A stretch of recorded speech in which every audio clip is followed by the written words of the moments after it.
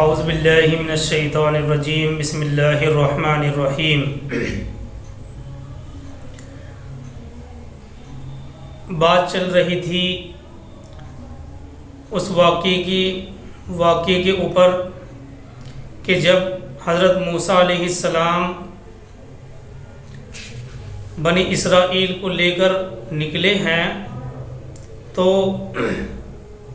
اور سینا صحرا میں رہے، آپ کو طور پہاڑ پر بلایا گیا اور توریت دی گئی۔ اس کے بعد آپ کو حکم ہوا کہ ارض مقدس میں داخل ہو جاؤ، وہاں جو مشرک قوم آباد ہے اس سے جنگ کرو۔ تو بہرحال حضرت موسیٰ علیہ السلام سے ان کی قوم نے صاف انکار کر دیا تھا کہ ہم جنگ کرنے کے لیے تیار نہیں ہیں۔ اس موقع پر جو حضرت موسیٰ علیہ السلام کی مزاج میں تلخی اور ناگواری ہوئی تھی، اس کی شدت ان آیتوں میں نظر آتی ہے۔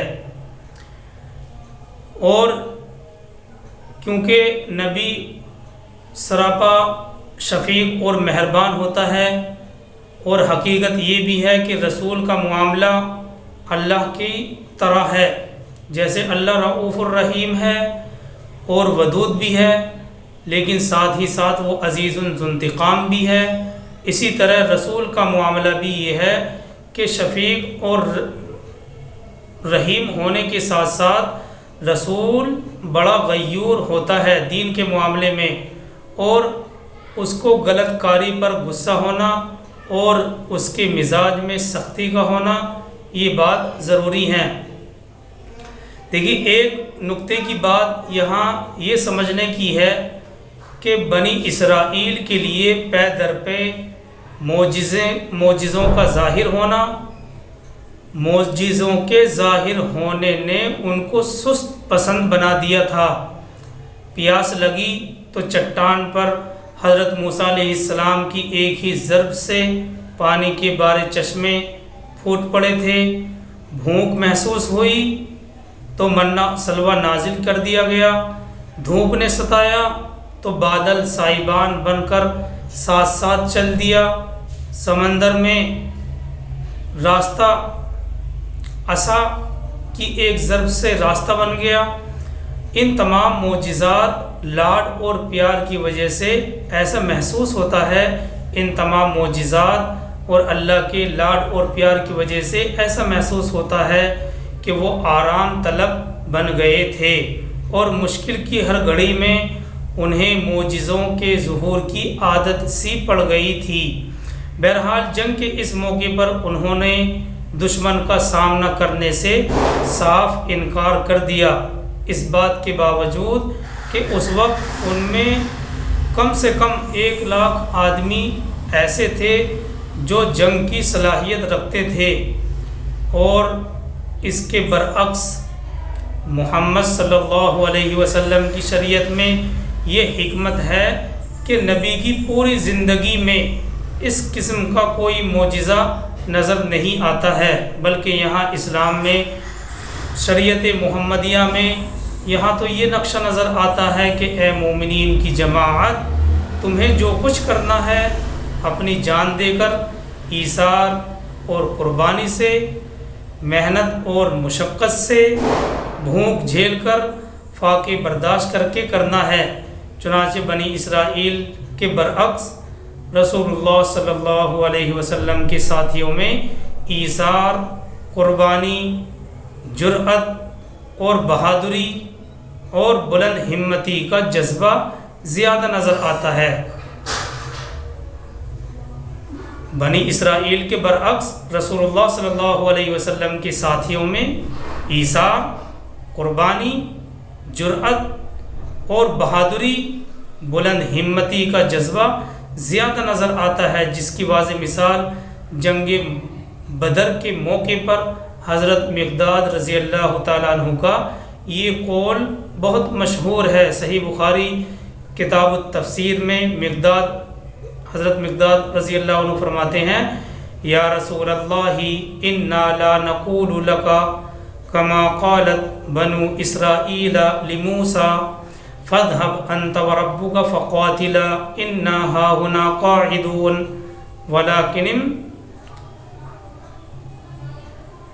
ونحن معك فكأنه سرية۔ یہ بخاری کتاب التفسیر میں حضرت مقداد رضی اللہ تعالیٰ عنہ کا قول نقل کیا گیا ہے، اور یہ قول حضرت مقداد کا بہت مشہور اور معروف ہے۔ ترجمہ اس کا یہ ہے، یا رسول اللہ صلی اللہ علیہ وسلم، ہم آپ سے بنی اسرائیل کی طرح یہ نہیں کہیں گے کہ آپ اور آپ کا رب جا کر جنگ کرو، ہم تو یہاں بیٹھے ہیں، بلکہ ہم کہیں گے آپ قدم بڑھائیے، ہم آپ کے ساتھ ہیں۔ حضرت مقداد کا یہ جملہ ایسا جملہ تھا جس کی وجہ سے نبی صلی اللہ علیہ وسلم کی بہت بڑی پریشانی ختم ہو گئی تھی، ان کے اندر ہمت آ گئی تھی۔ ہمت تو پہلے سے ہی تھی، لیکن ایک یہ ہوتا ہے نا کہ تسلی، ایک ایسا جملہ کہا جس کی وجہ سے نبی صلی اللہ علیہ وسلم کی پریشانی ختم ہو گئی اور آپ کو دلی تسلی محسوس ہوئی۔ بہرحال سرسری طور پر یہ نچوڑ ہے آیت 20 سے لے کے 26 تک۔ یہ جو رکوع ہے 8واں رکوع، اور یہ سرسری طور پر نچوڑ ہے ان 20 سے لے کر 26 تک آیتوں کا۔ پہلے ہم ترجمہ دیکھتے ہیں تاکہ مطلب اور زیادہ واضح ہو جائے۔ اللہ تعالیٰ فرماتے ہیں سورہ مائدہ آیت نمبر 20 کے اندر، وَإِذْ قَالَ مُوسَىٰ لِقَوْمِهِ، اور یاد کرو اس وقت کو جب کہ کہا موسیٰ نے اپنی قوم سے، یا قوم، اے میری قوم۔ وَإِذْ قَالَ مُوسَىٰ، اور یاد کرو اس وقت کو جب کہا موسیٰ نے اپنی قوم سے، اے میری قوم، اذکروا نعمت اللہ علیکم، اے میری قوم کے لوگوں، اللہ کے اس انعام کو یاد کرو جو تم پر کیا ہے۔ اذ جعل فیکم انبیاء، جب کہ اس نے تمہارے اندر نبی پیدا کیے۔ اذ جعل فیکم انبیاء، جب کہ اس نے تمہارے اندر نبی بنائے، تمہاری قوم کے اندر نبی بنائے۔ یہ موسیٰ علیہ السلام کا قول ہے کہ انہوں نے اپنی قوم سے کہا کہ اے میری قوم کے لوگوں، تو یہ قول جو ہے وہ حضرت موسیٰ علیہ السلام کا قول ہے۔ مطلب اس کا یہ ہے کہ موسیٰ علیہ السلام کہہ رہے ہیں کہ میں خود نبی ہوں، میرا بھائی ہارون بھی نبی ہے، حضرت یوسف، یعقوب، حضرت اسحاق، حضرت ابراہیم، یہ سب کے سب نبی تھے۔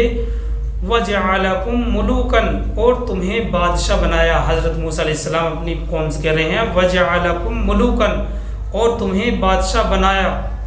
اگرچہ اس وقت تک ان کی بادشاہت تو قائم نہیں ہوئی تھی، مگر ہو سکتا ہے کہ یہ پیشن گوئی آئندہ کے لیے ہو کہ تمہیں اللہ کی زمین کی سلطنت اور خلافت عطا کی جائے گی، یعنی اللہ تمہیں زمین کی خلافت اور سلطنت عطا کرنے والا ہے۔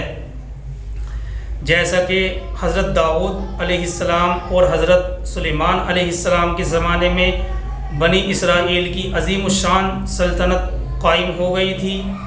ایک قول مفسرین کا، بہت سارے اقوال ہیں، ایک قول مفسرین کا اس جگہ یہ بھی نقل کیا گیا ہے کہ یہاں حضرت یوسف علیہ السلام کے اقتدار کی طرف اشارہ ہے، یعنی اس سے مراد حضرت یوسف علیہ السلام کا اقتدار ہے۔ حضرت یوسف علیہ السلام کی اس حیثیت کی وجہ سے بنی اسرائیل کو مصر میں، ایجپٹ میں ایک مقام اور ایک مرتبہ سا حاصل ہو گیا تھا۔ جیسا کہ آج کے دور میں پیر زادے ہوتے ہیں نا، پیر کا جو بیٹا ہے وہ پیر زادہ کہلاتا ہے۔ تو کیونکہ حضرت یوسف علیہ السلام کی حیثیت بڑی تھی، اس وجہ سے ان بنی اسرائیل کا مقام اور مرتبہ بڑھ گیا تھا مصر کے اندر۔ آگے اللہ تعالیٰ فرماتے ہیں وَآتَاكُمْ مَا لَمْ يُؤْتِ أَحَدًا مِّنَ الْعَالَمِينَ، اور تمہیں وہ کچھ دیا جو تمام دنیا جہاں والوں میں سے کسی کو نہیں دیا گیا۔ اللہ تعالیٰ فرماتے ہیں وَآتَاكُمْ مَا لَمْ يُؤْتِ أَحَدًا مِّنَ الْعَالَمِينَ، اور تمہیں وہ کچھ دیا جو تمام دنیا والوں میں سے، تمام دنیا جہاں والوں میں سے کسی کو نہیں دیا ہے۔ آگے چلتے ہیں آیت نمبر 21 کی طرف۔ اللہ تعالیٰ فرماتے ہیں یا قوم ادخلوا الارض المقدسۃ التی کتب اللہ لکم، یہ بھی موسیٰ علیہ السلام کا قول ہے، تو اے میری قوم کے لوگوں اب داخل ہو جاؤ اس ارض مقدس میں جو اللہ نے تمہارے لیے لکھ دی ہے، جو اللہ نے تمہارے لیے مقرر کر دی ہے۔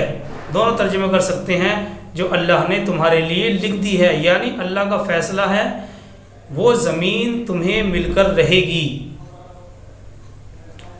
اللہ تعالیٰ فرماتے ہیں یا قوم ادخلوا الارض المقدسۃ التی کتب اللہ لکم، تو اے میری قوم کے لوگوں، یہ قول اللہ تعالیٰ فرماتے ہیں، یہ قول حضرت موسیٰ علیہ السلام کا قول ہے قرآن کی زبانی، کہ اے میری قوم کے لوگوں اب داخل ہو جاؤ اس ارض مقدس میں جو اللہ نے تمہارے لیے لکھ دی ہے، یعنی اللہ کا فیصلہ ہے یہ زمین تمہیں مل کر رہے گی۔ دیکھیے اس آیت میں لفظ لایا گیا ارض مقدسہ، ارض مقدسہ کا لفظ لایا گیا ہے۔ ارض مقدسہ سے کون سی زمین مراد ہے؟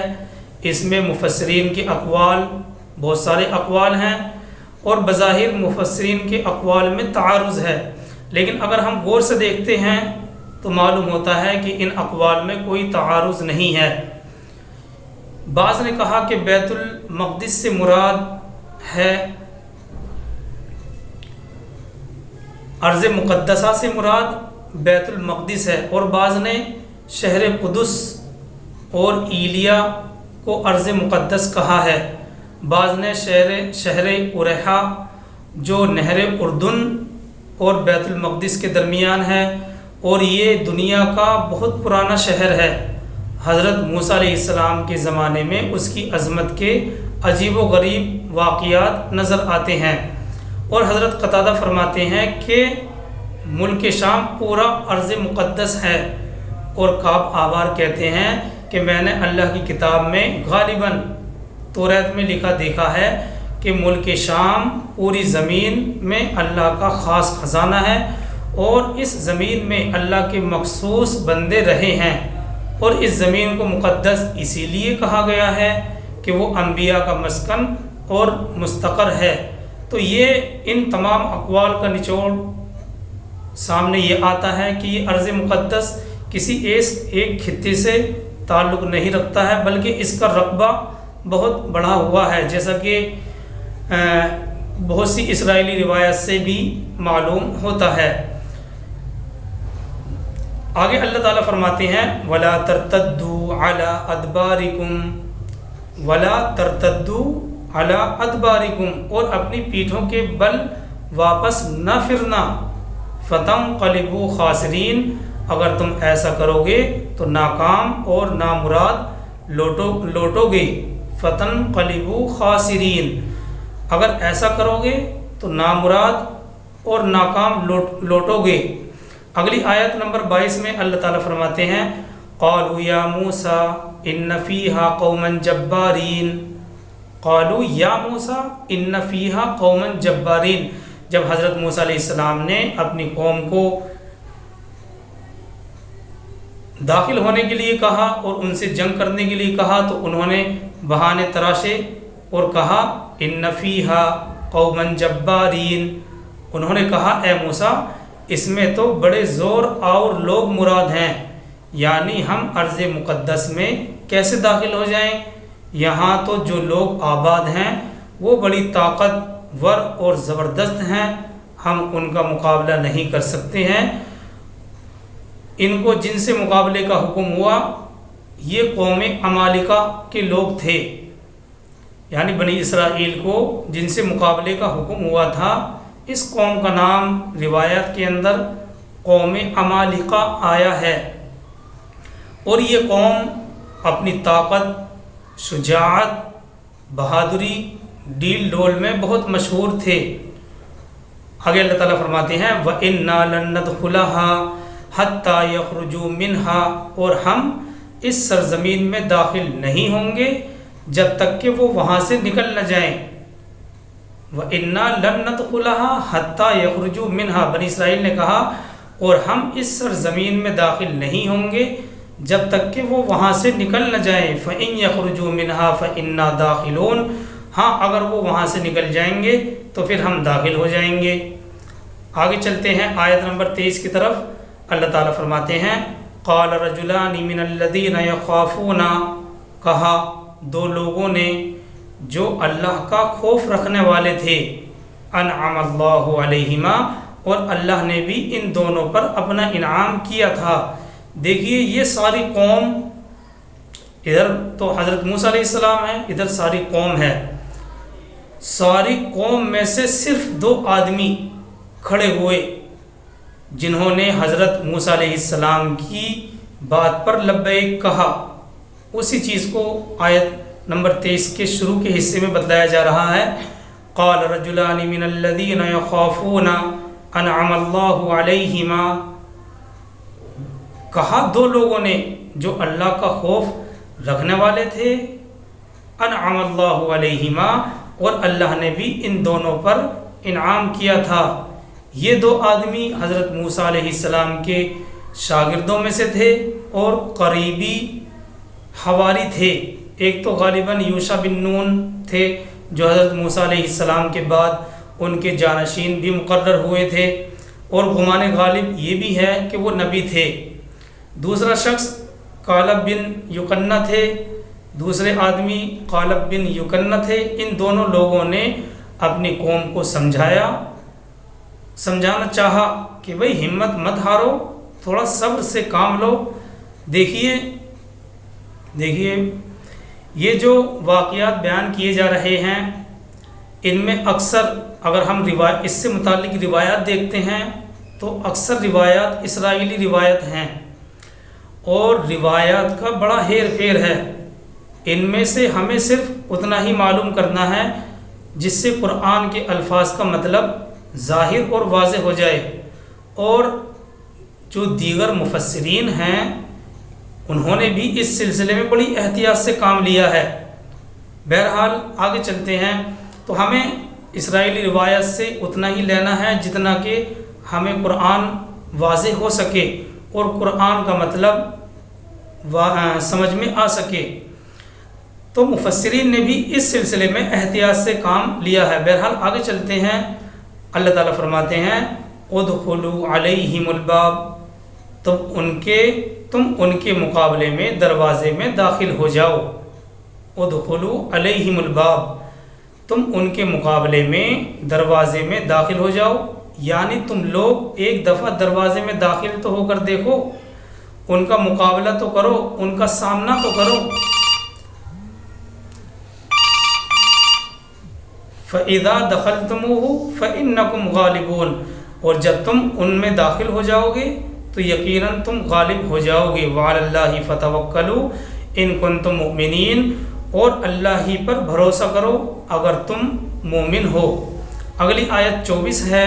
اللہ تعالیٰ فرماتے ہیں قَالُوا يَا مُوسَىٰ إِنَّا لَن نَّدْخُلَهَا أَبَدًا. انہوں نے کہا اے موسیٰ ہم تو ہرگز داخل نہیں ہوں گے اس شہر میں ما داموا فیہا جب تک کہ وہ اس میں موجود ہیں. فَاذْهَبْ أَنْتَ وَرَبُّكَ فَقَاتِلَا إِنَّا هَاهُنَا قَاعِدُونَ. یہ ہے وہ جملہ جس کے برعکس حضرت مقداد رضی اللہ تعالیٰ عنہ کا قول بخاری کتاب التفسیر کے اندر بیان کیا گیا ہے، اور اس کے مقابلے میں حضرت مقداد رضی اللہ تعالیٰ عنہ کی قربانی اور ایثار سمجھ میں آتا ہے، اور ساتھ ہی ساتھ صحابہ اکرام کی ایثار اور قربانی بھی سمجھ میں آتا ہے. تو انہوں نے کہا فَاذْهَبْ.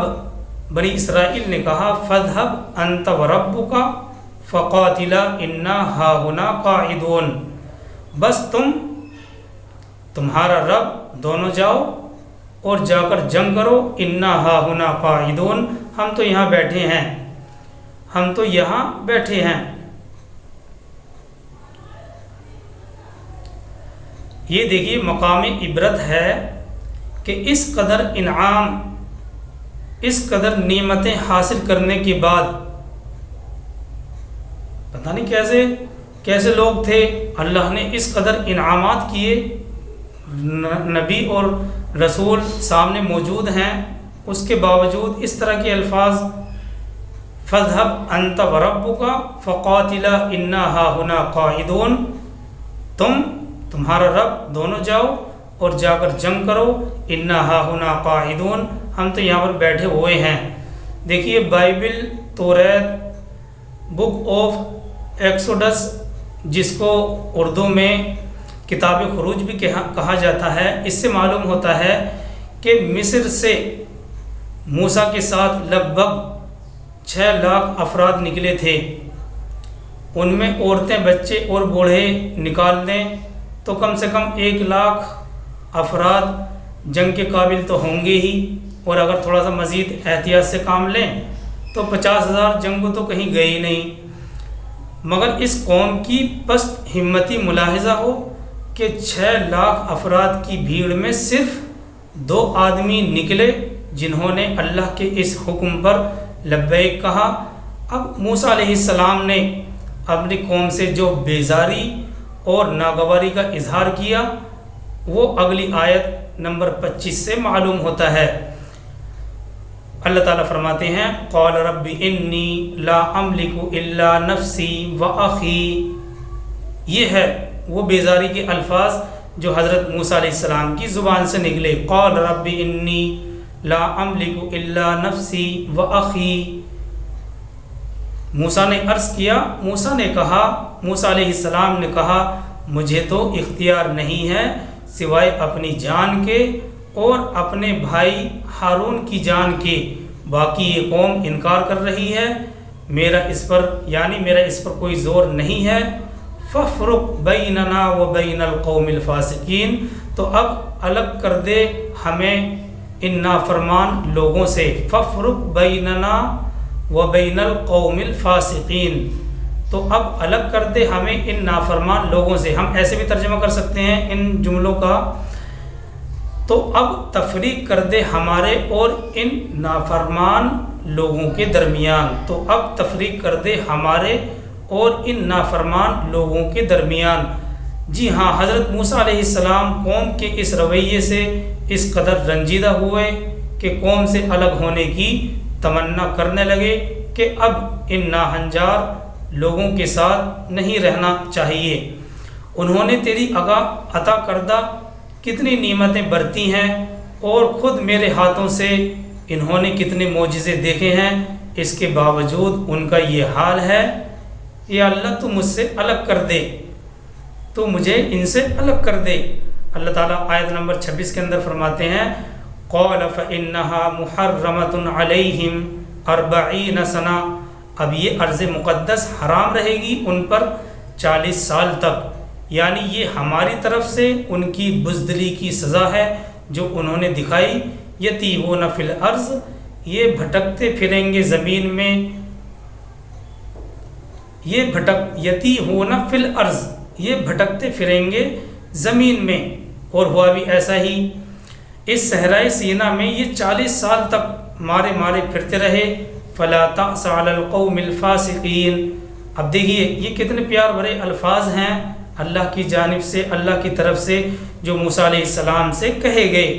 फ़ला तअस अलल क़ौमिल फ़ासिक़ीन, तो ए मूसा अलैहिस्सलाम आप अफसोस ना करें इस फासिक कौम पर, यानी अब आप इन नाफरमान लोगों का गम न उठाएं, क्योंकि अब जो कुछ इन पर बीतेगी इस पर आपको तरस नहीं आना चाहिए। आप बहरहाल उनकी तरफ रसूल बनाकर भेजे गए हैं। ये तसल्ली भरे अल्फाज हैं जो अल्लाह की तरफ से कहे, फ़ला तअसा अलल क़ौमिल फ़ासिक़ीन, यानी आप उनकी तरफ रसूल बनाकर भेजे गए हैं। जब तक ज़िंदगी है आपको उनके साथ रहना चाहिए। अल्लाह ताला के फ़ैसले के मुताबिक बनी इसराइल 40 साल तक सहराए सीना में भटकते रहे। फिर इस दौरान में यानी 40 साल में वो सब लोग मरकर खप गए जो जवानी में मिस्र से निकले थे, और सहरा में एक नई नस्ल परवान चढ़ी।